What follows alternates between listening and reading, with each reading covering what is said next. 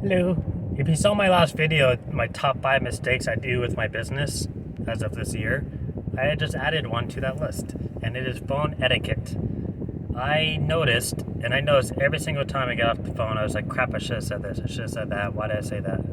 And I feel like unless you have previous experience handling phone calls in a sense where it's like you do sales or you're a call center or something, it's not the first thing that comes to your mind.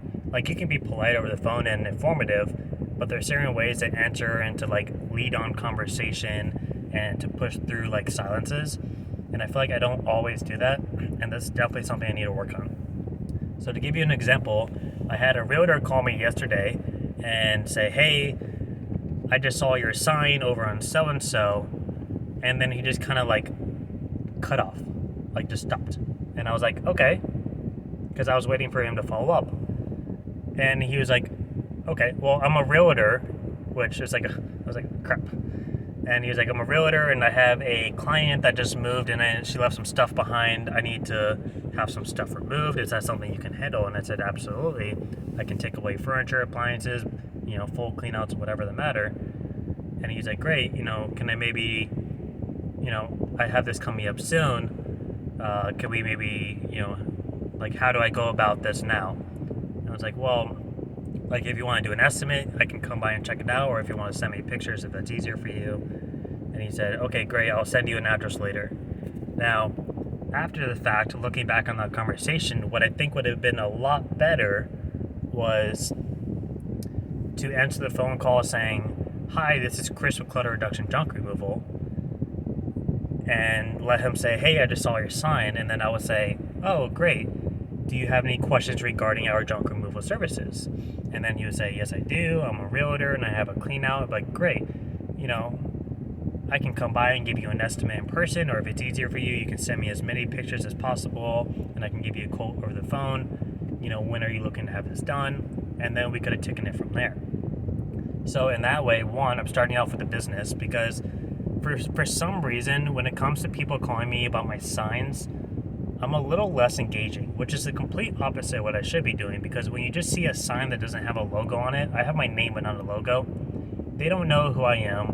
They don't know I'm like 1-800-GOT-JUNK or anything. I could be some hole-in-the-wall service for us, like, as far as they know.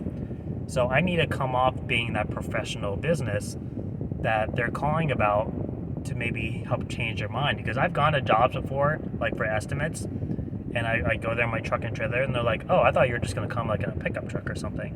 I was like, "Nope, got the whole shebang." So that's been my experience, at least, is people are like a little questionable about, as far as like how legitimate you are as a business.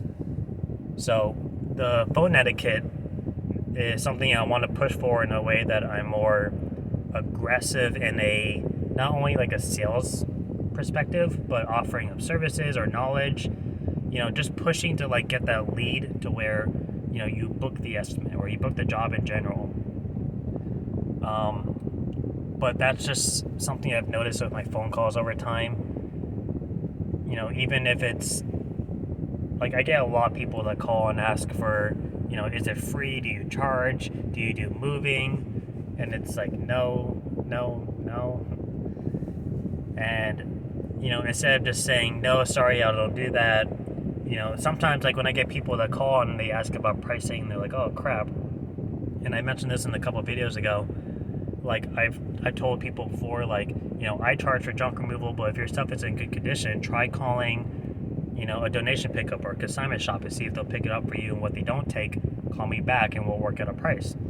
I've done that in the past and it's worked out for me. So I feel like that's something that I need to just do all the time, no matter what. Whether it's gonna work in my favor or not. And I definitely think just being a little bit more professional with the way I speak will carry things a long way, even if they don't go with me. So that's something I want to work on. And I saw a video recently on, I think it was on YouTube.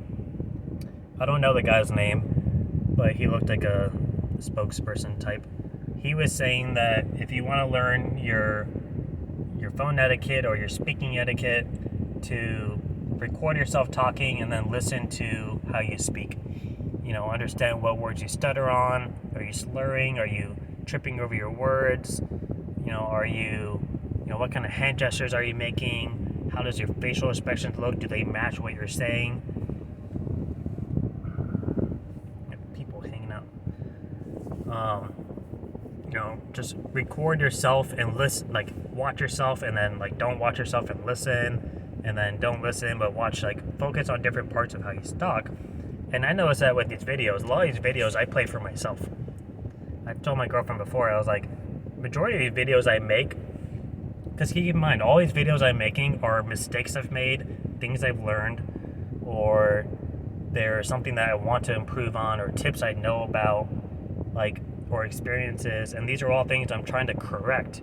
And then I'm just sharing it with you in hopes that maybe you make the same mistakes and you can take my point of view and follow that, or maybe make your own point of view, whatever the case. That's all this is. I'm not an expert in this stuff. I'm just learning and doing as I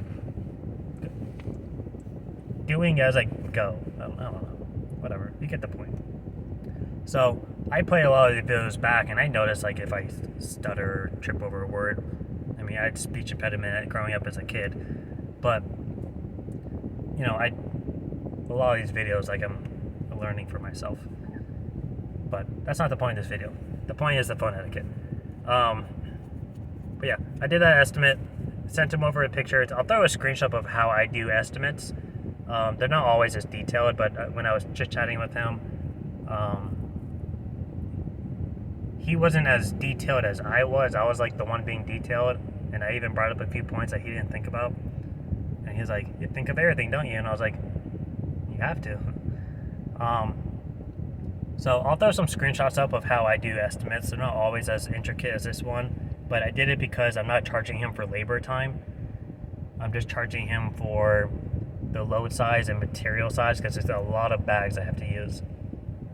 It's a clean out, but no furniture is going. It's just like the miscellaneous items in the closets, cabinets, drawers, miscellaneous stuff in the garage, stuff like that.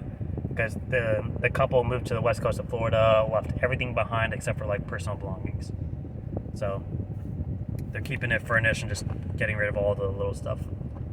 But I will throw up some pictures and kind of show you that, and then I will let you know if my phone etiquette gets better.